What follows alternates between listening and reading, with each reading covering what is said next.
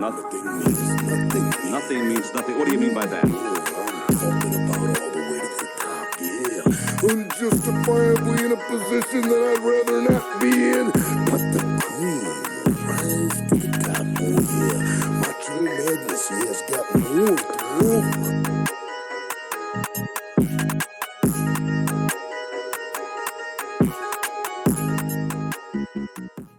Welcome to Legends Vanity Project. I'm back for the first time. Legendary philosopher Santana the Great once said, "We were born to lose, but built to win." This is very true if you grew up poor. He also said, "I have a whole selection, a whole collection, a whole selection of my whole collection." That's just good wordplay. The ruling class has always had an agenda of growing their wealth while maintaining the power over the working class. And it has done whatever it took to keep it that way, even if it meant bringing out the worst in humanity. Don't wave at me, you sorry saying. They're being paid to live here. Who's paying them? The government. Think you'll sell the house to a Haitian family one day? Hell no. America has always flexed being the greatest country in the world. Then cries when people from places that have been starved and decimated with sanctions spearheaded by our government wants to come to the so-called greatest country in the world. Maybe stop bragging so much about this mid-ass country and call your congressperson to complain about our crumbling roads and teachers having to drive Uber to pay off their student loan debts. Megan Gaither, who taught English and coached the cheerleading team, is one of those two teachers who started an OnlyFans to afford her student loan payments. This is supposed to be the land of opportunity, but those opportunities are getting harder to come by due to deteriorating material conditions for most of the working class, as the rate of inflation has made the price of goods and housing skyrocket. But it's a tale old as time. Pick a minority and blame them. Historically, it's been Jewish people. But here in America, it depends on what up-and-coming country we recently destabilized.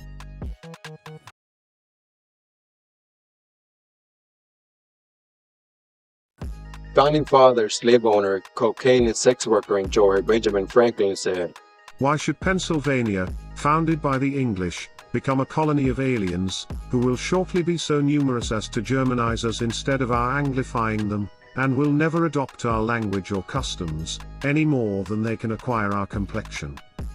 That's that old-timey bigotry. You gotta catch Tucker Carlson on next for that kind of rhetoric nowadays.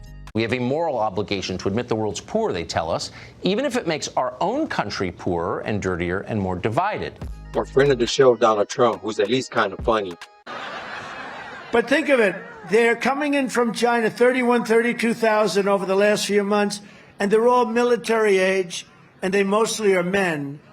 And it sounds like to me, are they trying to build a little army in our country? Is that what they're trying to do? Elon, on the other hand, has never been funny on purpose. USA! USA! USA! USA! USA! Wah! Yes! Most migrants struggle to some degree trying to survive in America. Unless you're an anti-communist. They had it pretty good for the most part. They came with a little bit of money, along with some help from our government. They hit the ground running and wouldn't let their daughter date me. Some were quickly used as anti-communist propagandists. Something that easily happens today with places like North Korea. Here it would take like 1 hour to go the other place. In North, it take a month at least to go because there's no electricity. And sometimes people have to push the train. They have to push the train? Yeah. But unlike with the North Koreans, there were plenty of Cubans that were angry about Fidel taking their grandpa's plantation.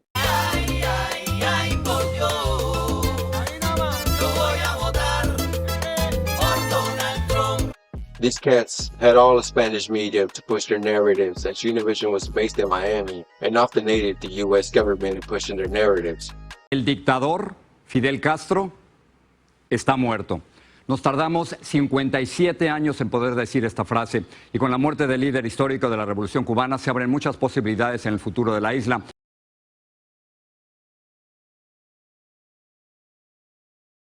I've seen the treatment that not only my people received, but also black folks, whose conditions were made worse by other minorities at times.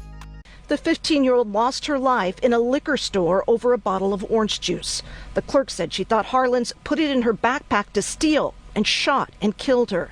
Investigators later said Latasha died with the dollars to buy it clutched in her hand. My Mexican family members were terrified of black folks, some straight up racist, and would not hesitate to call the cops on a black dude for smoking weed outside. Ironic coming from a family that dabbled in cocaine sales. The local news coverage made it seem like black Americans were the only ones that did crimes, when in reality, it's that poor people in general resort to a life of crime because of the lack of opportunity in most cases. Poverty is not exclusive to black and brown people. I was robbed by an Asian guy once in East Dallas. So much for the model minority. In America, owning a home is one of the best ways to accumulate wealth. It is also a great asset to pass down to your children. Most Hispanics and black folks don't have that luxury. In fact, I don't know one person that has inherited a property of any kind. My mom doesn't own a home. I might get that sweet electric scooter since a lifetime of hard work and low-paid labor has taken a toll on her body. She's 60 years old with metal plates and screws keeping her together. It's likely she will not make it to retirement age. So many hard-working poor people don't. Many have to work in dangerous conditions and with hazardous materials that may or may not give you cancer. People like my mom were promised the American dream, when in reality, rather than making them or talking about putting up a fence, why don't we work out some recognition of our mutual problems, make it possible for them to come here legally with a work permit, and then while they're working and earning here, they pay taxes here. And when they want to go back, they can go back and they can cross and open the border both ways. Reagan only gave my mom, along with many other Hispanic folks, amnesty because he needed cheap labor. Cheap labor that could also be courted in future elections. All that while destroying unions with new workers that could be easier to manipulate. Hispanics like Republicans like George Bush, who they saw a descendant of the administration that gave them amnesty. These are good people, strong people. Part of my family is a Mexican. Now here we are with Trump, who came out blazing with pent-up racism of 8 years of a black president. Trump used migrants as the main culprit for all of America's problems, along with Muslims and black people. Donald J. Trump is calling for a total and complete shutdown of Muslims entering the United States until our country's representatives can figure out what the hell is going on. Many people just wanted to help their families back home and a better life for themselves. Most didn't get it. We are also learning new details about the victims of this tragedy, 6 construction workers who were all pursuing the American dream. These were fathers, and these were sons, and these were husbands, and these were people who their families relied on. We've determined the countries of origin of those that are presumed deceased to be Mexico, Guatemala, El Salvador, and Honduras. Some literally worked themselves to death. Or the loneliness of being away from their families caused them to lose themselves in drugs and alcohol and ended up being deported for petty crimes like picking up a sex worker or a bag of blow. Shout out to my cousins. Corporations have been allowed to do whatever they want, like outsourcing jobs and an all-out war against labor unions. Back in the days, you could have a factory job and be able to have a nice vacation, send your kids to college, and retire with a pension. Immigrants didn't take that from you. Special interests did.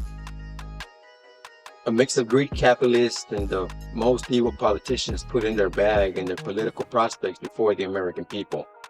So I understand the racial resentment against migrants, but that resentment is terribly misplaced. In a bunch of labor struggles, they've used the fear and uncertainty that migrants hold, get them to side with the bosses instead of their fellow workers.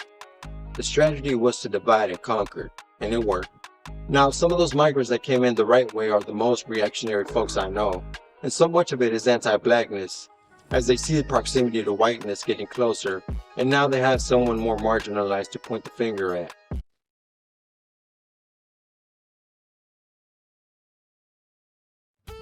Here in Dallas, it's kind of hard to find a white person that's worse off financially than you are. And when you do, they probably have a criminal record or come from the countryside. The country boys are good folks that work hard and get along with everybody. These poor whites are also being exploited by the same folks in power. Folks that don't care about you or us or them, and these folks use the inherited racial resentment of these poor whites to get them to vote against their own best interests. Most of these cats grew up with their dad listening to Rush Limbaugh in the car. You put your kids on a school bus, you expect safety, but in Obama's America, the white kids now get beat up with the black kids cheering, yeah, right on, right on, right on. So years of that kind of propaganda are hard to shake.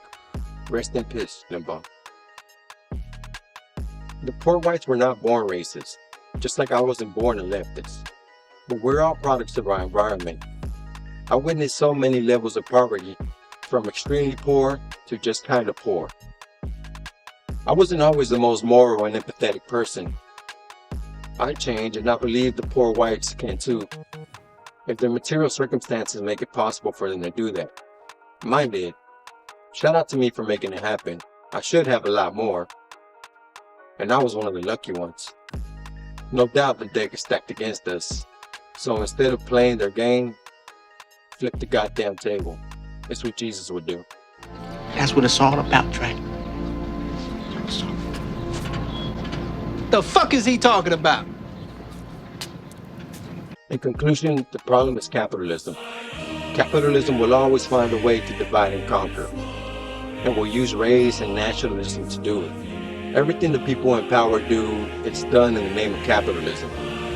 Unless you're Elon, who will lose billions to elect Trump, and so Twitter can have more Nazis calling you the N-word.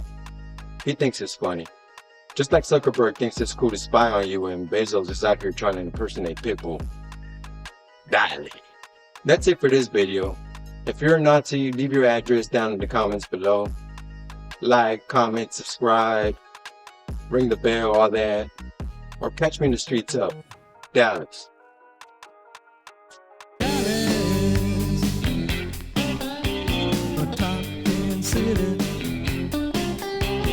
Dallas, a top 10 city.